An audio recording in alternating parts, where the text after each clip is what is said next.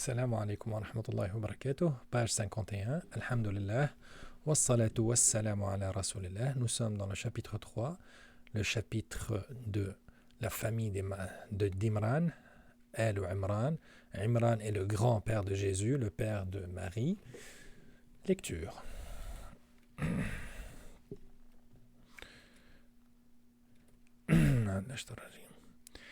إن الذين كفروا لن تغني عنهم أموالهم ولا أولادهم من الله شيئا. Ceux qui ne croient pas, ni leurs biens, ni leurs enfants ne les mettront aucunement à l'abri de la punition d'Allah. وَأُولَٰئِكَ هُمْ وَقُودُ النَّارِ. Ils seront du combustible pour le feu. Eh bien, on sait très bien que dans la vie courante, l'argent et avoir des enfants et avoir beaucoup d'enfants, c'est parmi les facteurs de force dans la vie. Avoir des enfants qui vous aident dans votre business ou dans votre vie là.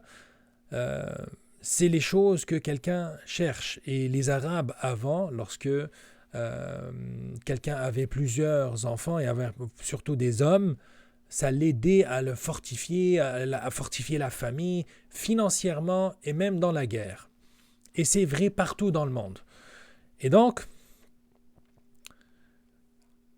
Allah leur dit que ces moyens de force qui sont la richesse et la force des hommes et des enfants ne servira à rien pour les protéger contre la punition d'Allah. Et ceci est logique. La minute que quelqu'un meurt, son argent ne lui sert plus à rien dans l'au-delà. L'argent devient l'argent des héritiers et ceux qui sont dans ce monde ne sont de aucun secours à ceux qui sont dans l'autre monde où ils ne seront d'aucun secours le jour du jugement dernier où chacun cherchera à s'enfuir ou bien à sauver son âme. Et donc Allah leur dit, vos richesses et votre force, elle vous servira à rien. Et ceux-là seront le combustible du feu. Et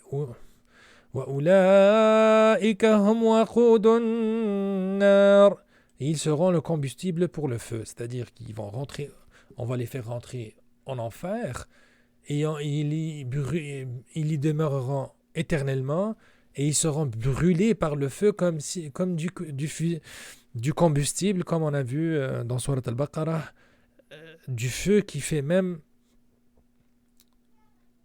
brûler la pierre. La pierre aussi sera combustible pour ce feu. كدأب آل فرعون والذين من قبلهم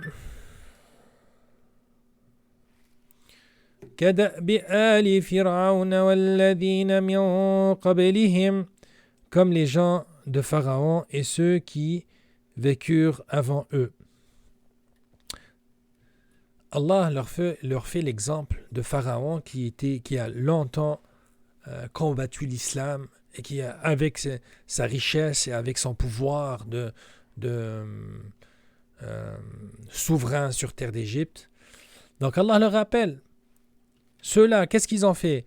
كَذَّبُوا بِآيَاتِنَا فَأَخَذَهُمُ اللَّهُ بِذُنُوبِهِمْ.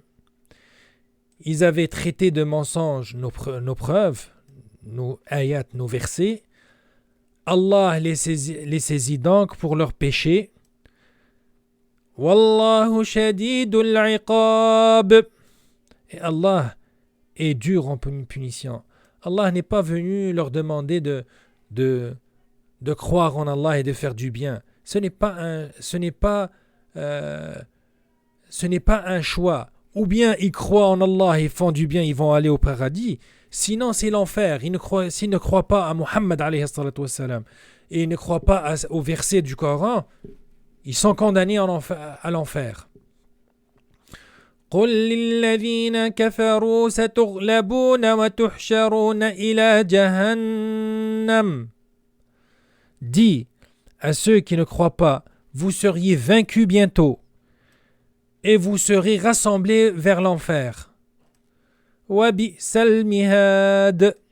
Et quel mauvais endroit pour se reposer.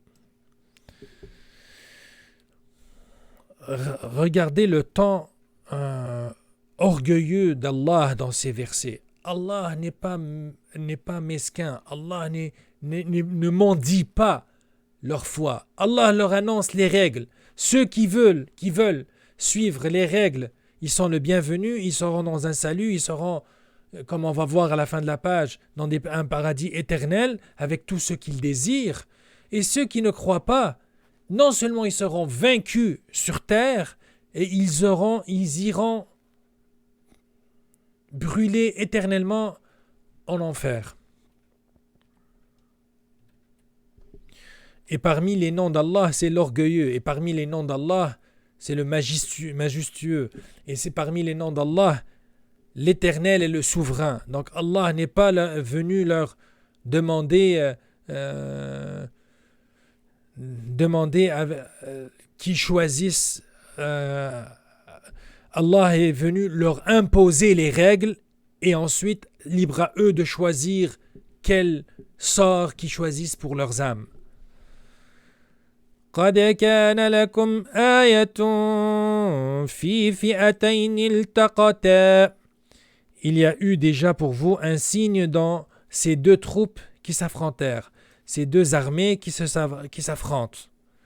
فئة تقاتل في سبيل الله وأخرى كافرة يرونهم مثليهم رأي العين.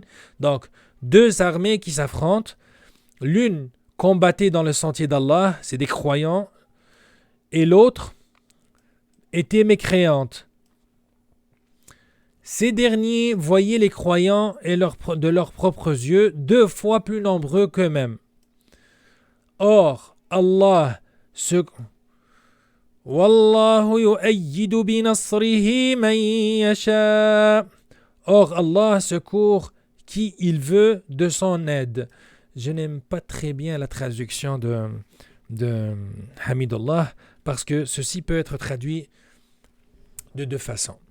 On a 2 armées, une armée croyante et une armée mécréante. Les mécréants voient les croyants comme s'ils étaient 2 fois plus nombreux que eux. Ça, c'est une façon de la traduire. C'est que les mécréants, en réalité, voient les croyants 2 fois plus qu'ils ne l'étaient réellement. Et ça, c'est comme Allah, dans sa volonté de faire vaincre les croyants, les fait paraître plus nombreux pour que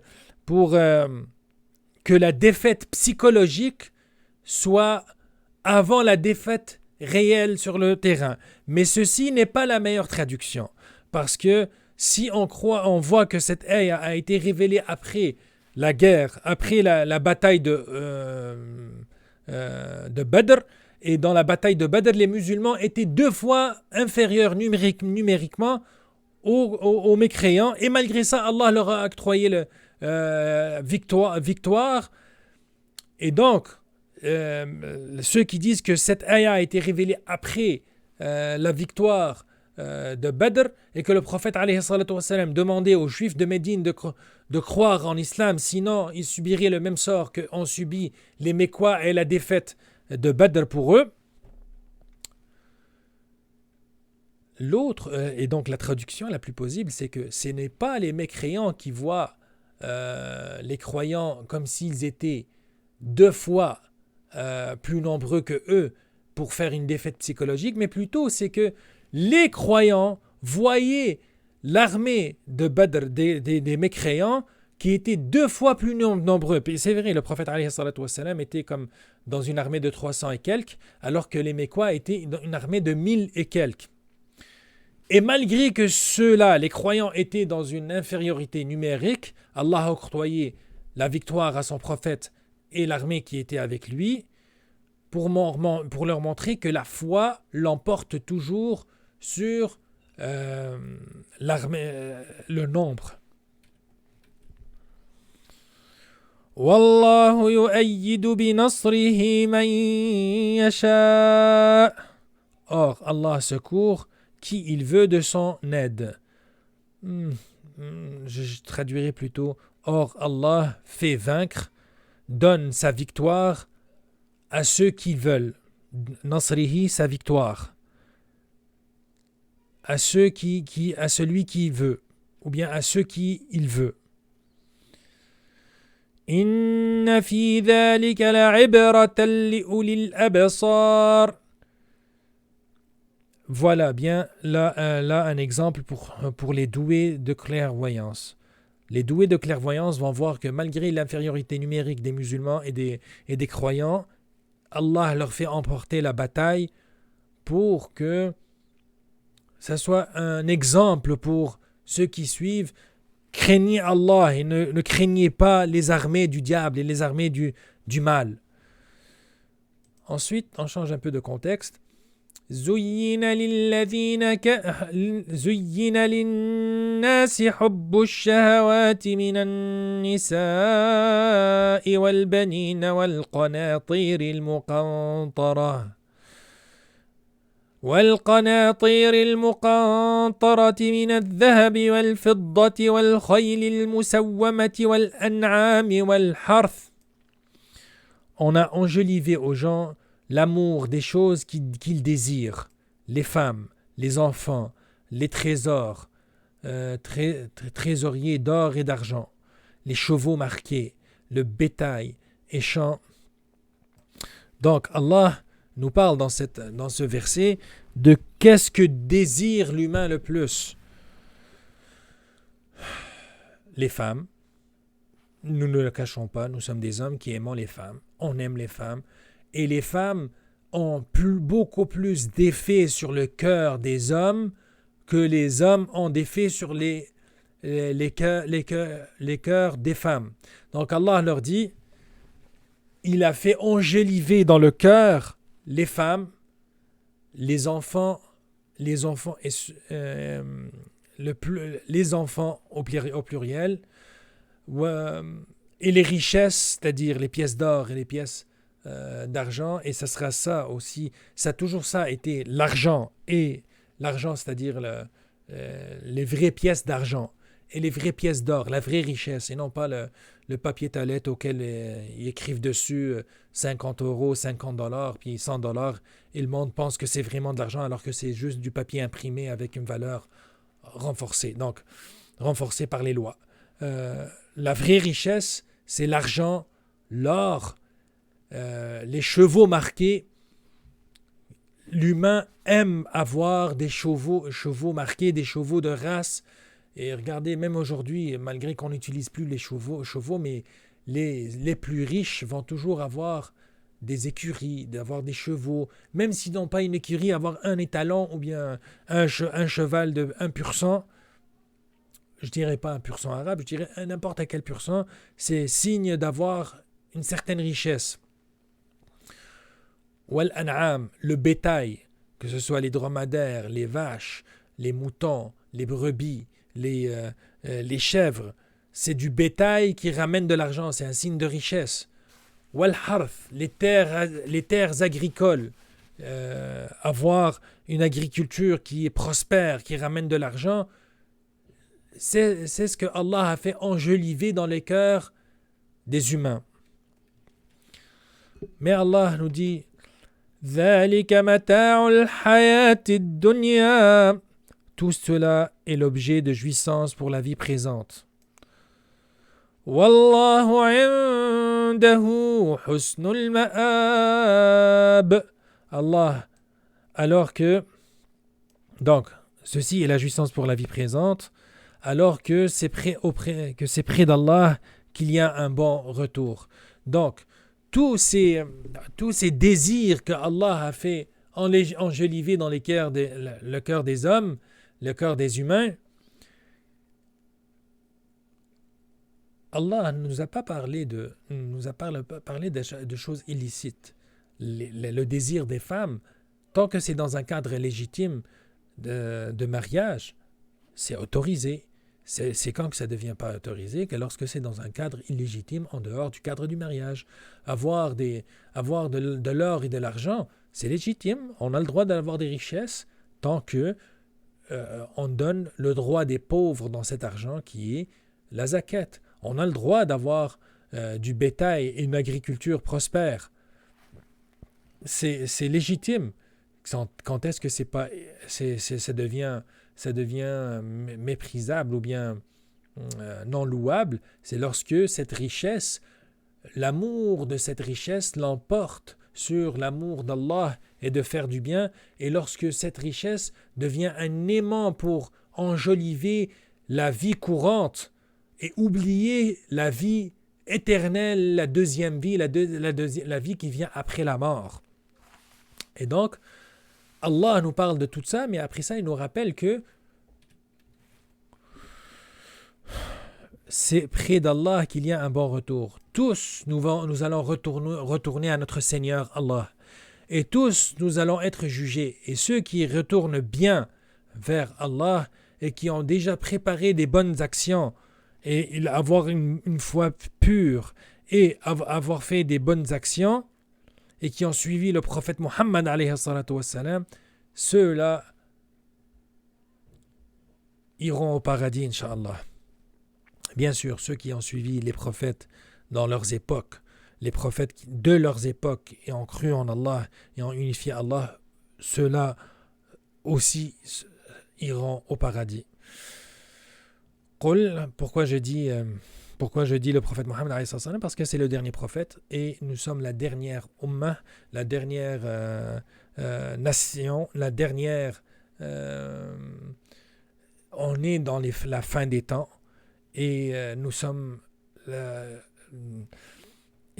parmi les derniers à vénérer Allah sur terre, et bientôt Allah sait que dans combien de générations viendra la fin des temps, et après ça viendra le jugement dernier. قُلْ أَنَبِّئُكُمْ بِخَيْرٍ مِّن ذَلِكُمْ. Dis, puis-je vous apprendre quelque chose de meilleur que tout cela, meilleur que toutes ces richesses et tous ces désirs que Allah a fait enjoliver dans nos cœurs. لِلَّذِينَ اتَّقَوْا عِندَ رَبِّهِمْ جَنَّاتٌ تَجْرِي مِن تَحْتِهَا الْأَنْهَارُ خَالِدِينَ فِيهَا. Pour ceux qui ont été pieux, pour les pieux, il y a auprès de leur Seigneur des jardins sous lesquels coulent des ruisseaux, pour y demeurer éternellement. Khalidina fiha. C'est la vie éternelle, la vie pas de mort, la vie pleine de plaisir et de désir et licite, et là où il n'y a pas de tristesse, là où il n'y a pas de chagrin, là où il n'y a pas de douleur, c'est que des plaisirs, c'est le paradis. وَأَزْوَاجٌ مُطَهَّرَةٌ وَرِضْوَانٌ مِّنَ اللَّهِ. Et aussi des épouses purifiées et l'agrément d'Allah. Et Allah est clairvoyant. وَاللَّهُ بَصِيرٌ بِالْعِبَادِ. Et Allah est clairvoyant sur ses serviteurs.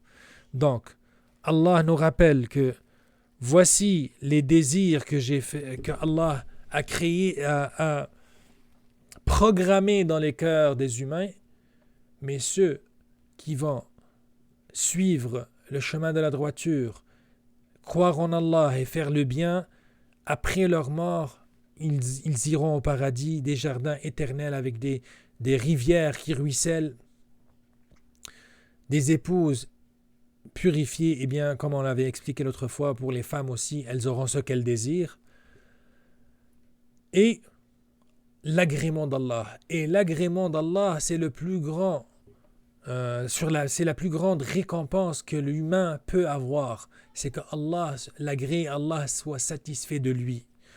Wallahu basiran bil ibad. Allah est clairvoyant sur ses serviteurs. Allah sait très bien ce que vous faites, ce que vous pensez. Purifiez vos cœurs, purifiez vos intentions, et Allah va vous récompenser en conséquence. Puisse Allah faire que nous avons bien expliqué cette page. Puisse Allah pardonner tout égarement et toute faute. Et wassalamu alaikum wa rahmatullahi wa barakatuh.